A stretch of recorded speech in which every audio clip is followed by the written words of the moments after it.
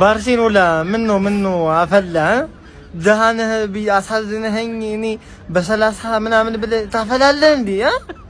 እንደኔ አትሌቲኮ ማድሪድ 150 ልበል እንዴ? አንተ በጣም አፈላህ፣ በጣም አፈላህ። እናቴ ቀጣይ ስትመጣ 100 ሚሊዮን ነው የምለው። በቃ እንደውም አንተ በጣም አፍልተሃል። በቃ አልተመቸኝም። በቃ 100 ሚሊዮን ካለመጣ ራሽፎርድ የለም፣ ጨርሻለሁ። ጀሞ ራሽፎርድን እንግዲህ ባርሳዎች ከርብተውልናል። የገንዘብ ራሽፎርድ ይናሰብ ምን እናርገሽ? እኔ ይሸጥ ባይ ነኝ። አይ ነው ራሽፎርድ ቤታችን ያደገው እጃችን ላይ የፈነዳ ልጅ ነው ምናምን ዋንስ አወር ጎልደን ቦይ ምናምን። ግን እኔ አሁን አንድ ያለንን ኳሊቲ የመልበሻ ቤታችንን ሰላም ይበጠብጣል ብዬ የምፈራው ሰው ነው። አንድ እንዳይበጠብጥ የምፈራው ያሳንጆ ነበር። እሱን አስማት መሽገር ብሎታል፣ ከላያችን ላይ ተነስቷል። ስለዚህ እኔ ራሽፎርድን ብንሸጠው ባይ ነኝ። ራሽፎርድን ሸጠን ሌላ አሪፍ ቤንች። ብሬኪንግ ኒውስ ማርከስ ራሽፎርድ ወደ ዩናይትድ ተመለሰ። አራንገዘውም 30 ያራንገዘውም ከፈለጋችሁ አውሱንና እንደባለፈው እንደ አንድ አመት ምናምን ተጠቅመን መልሷለን እንጂ አንፈልግም ራሽፎርድን ብለዋል ባርሳዎች። እንግዲህ ብሎ ፋብሪዚዮ ሮማኖ ዘግቧልና ማለት ነው። በቃ ምንም ማድረግ አይቻልም። እኔ ስለ ራሽፎርድን እግዚአብሔርን ከማንም በላይ ነበር የምወደው። መጥፎ ነገር ስለ ራሽፎርድ ሳወራ ምናምን ብዙ ሰው እንደ ሌጀንድም የሚቆጥረው ሰው አለና በጣም ነው የምወደው። ግን አሁን ባርሳዎች ያን ያክል ሞኝ ይመስላችኋል? በ30 ሚሊዮን ማርከስ ራሽፎርድን እምቢ ብለው በ70 ጎርደንን ሲያስፈርሙ የሆነ ልክ ያልሆነ ነገር ስላለ ነው። ልጁ የመጨረሻ ሰነፍ ነው።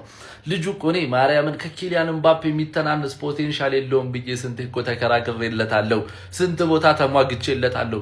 ናቹራሊ አንድ ተጫዋች ይሄውላ ተሰጦ ሊኖረው አይችልም፣ ግን ስንፍና በደሙ ነው።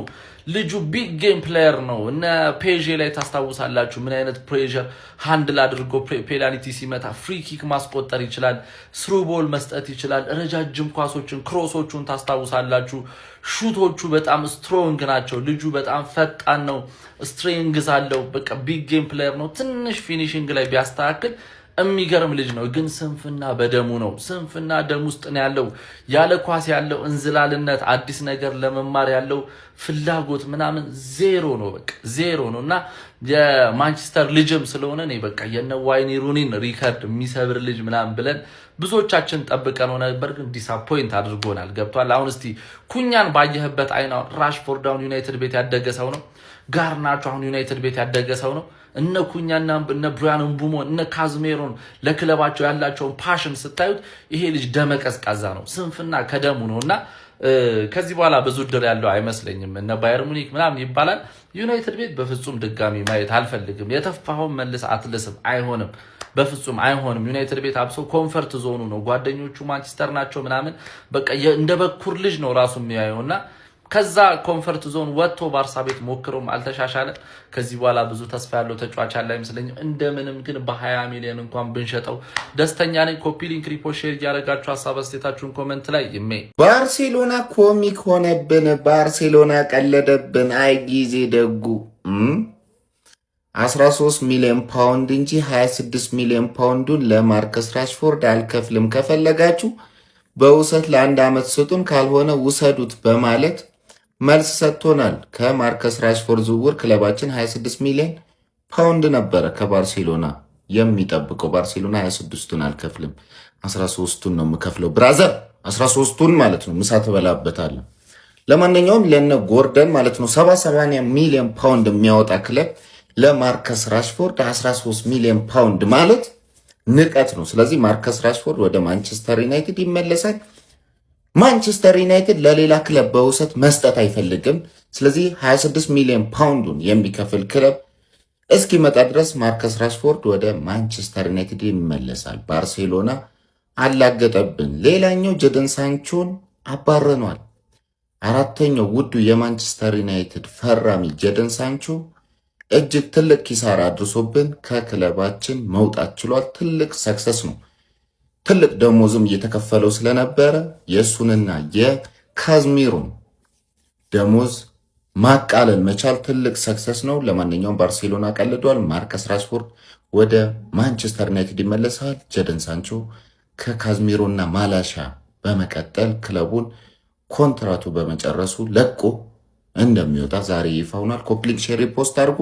ስለ ማንቸስተር ዩናይትድ በየቀኑ ዜና መስማት የምትፈልግ ከሆነ ብራዘር ይህን ቤት ፎሎ አድርግ። ማርከስ ራሽፎርድ ወደ ማንቸስተር ዩናይትድ ሊመለስ ነው። ጄደን ሳንቾን በተመለከተ አዳዲስ መረጃዎች አሉ። ሁለቱን መጠራረግ ይነግራችኋለሁ። የዩናይትድ ደጋፊዎች በሙሉ ይህን ቪዲዮ ኮፒ ሊንክ አድርጉ እስከመጨረሻው፣ አካውንቱን ፎሎ አድርጉላችኋል። የመጀመሪያው መረጃ የሚሆነው ስለ ማርከስ ራሽፎርድ ነው። ማርከስ ራሽፎርድ እንግዲህ ከ5 ቀን በኋላ ሁኔታዎች እንደሚቀጥሉ ከሆነ ወደ ማንቸስተር ዩናይትድ የሚመለስ ይሆናል። ባርሴሎና ጎርደን ካስፈረመ በኋላ የማርከስ ራሽፎርድን የ30 ሚሊዮን የግዢ ውል እንደማይፈጽም ተናግሯል። ምናልባትም ሌሎች ዲሎች ካሉ እሱን እየሞከረ ይገኛል። ለማንቸስተር ዩናይትድ ሁለተኛ ዙር የውሰት ውል ራሽፎርድን ማግኘት ከቻሉ ብሎ እየጠየቁ ነው። ማንቸስተር ዩናይትድ ግን የሚገዙ ከሆነ ይገዛሉ፣ ሌላ ዙር ውሰት እንደማይሰጥ አሳውቋል ማለት ነው። ነገሮች በዚህ የሚጸኑ ከሆነ ይሄ ኤክስፓየር የሚያደርገው ውሉ ከ5 ቀናት በኋላ ነው። ስለዚህ ከ5 ቀናት በኋላ ማርከስ ራሽፎርድ ወደ ማንቸስተር ዩናይትድ ይመለስና ቀጣይ ሜጃዎቹን የሚመለከት ይሆናል። ማንቸስተር ዩናይትድ ቤት ከማይክል ካሪጌ ይቀጥል የሚሆኑ አብረን የምንመለከት ይሆናል። እድሉ ትንሽ ቢሆንም ግን ዜሮ አይደለም። ሌላኛው ደግሞ ከዩናይትድ በጣም ካልተሳኩ ዝውውሮች መሀል አንዱ የሆነው ጄደን ሳንቾ አሁን አጠቃላይ ኮንትራቱን ጨርሷል። ስለዚህ እንደ ፍሪ ኤጀንት ሆኖ ማንቸስተር ዩናይትድን የሚለቅ ይሆናል። ይህ ልጅ አለመሳካቱ ብቻ ሳይሆን ማለት ነው አቲሩ ጭራሽ አይመቸኝም። በቃ አሁን እና አንቶኒ እኮ ማንቸስተር ቤት መጥተው ምንም ያልተሳካላቸው፣ ነገር ግን በጣም የሚያስጠላ አቲር ያለው ልጅ ነው። ከማንቸስተር ዩናይትድ ወጥቶ ወደ ዶርትመንድ በውሰት ተመልሷል። ቼልሲ ይሏል፣ አስቶን ቪላ ይሏል። ነገር ግን በቃ ምንም ማምጣት እንዳልቻለ ተመልክተናል ማለት ነው። የማንቸስተር ዩናይትድ ችግር ሳይሆን ልጁ ራሱ የራሱን አክቲቭ ችግር እንዳለ የተመለከት ነው ተጫዋች ነው። ስለዚህ ማንቸስተር ዩናይትድ ይህን ልጅ አለም በነፃ ከፍለህ ብታስወጣው ራሱ ማይቆጫ ያነሳው ነው።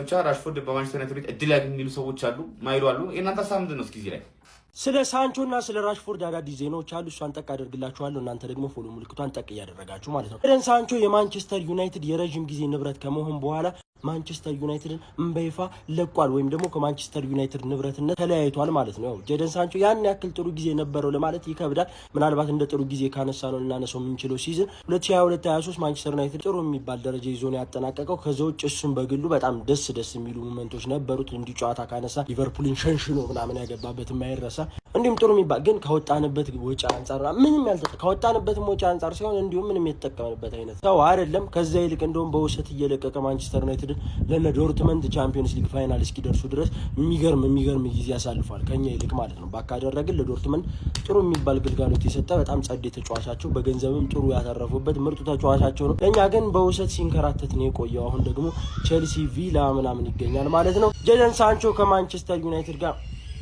ራሽፎርድ እና ባርሴሎና ካልበለጥን ካልተበላለጥን ካልተንበላጠጥን እያሉ ነው ማለት ነው። ጎርደንን አስፈርመናል። ስለዚህ አሁን ለማርከስ ራሽፎርድ ወደ 30 እናወጣበት ምንም አይነት ምክንያት የለንም ብለዋል ማለት ነው። ድጋሚ በውሰት የምትሰጡን ከሆነ ምናልባት ዞር ብለን ልንላችሁ እንችላለን። ከዛ ውጭ ግን ውሰዱት አይነት ነገር ነው። ማንቸስተር ዩናይትድ ሌላ ሌፍት ዊንግ ያው እየፈለገ እንዳለ ታውቃላችሁ። ለቤንችም ለምናምን ያስፈልገዋል። ቢመልሰው ማርከስ ራሽፎርድን ይሻላል ወይስ ደግሞ መልሶ ለባርሴሎና በውሰት ቢሰጠውና ባርሳ ደሞዙን እየከፈለ ቢቀጥል ይሻላል? የትኛው ላይ እናንተ ተስማማላችሁ? ሀሳብ አስተያየታችሁን ኮሜንት ላይ ደቅ እያደረጋችሁ ፎሎ ማድረግ ደግሞ ጭራሽ ሆኖ እንዳይረሳ ይመቻችሁ።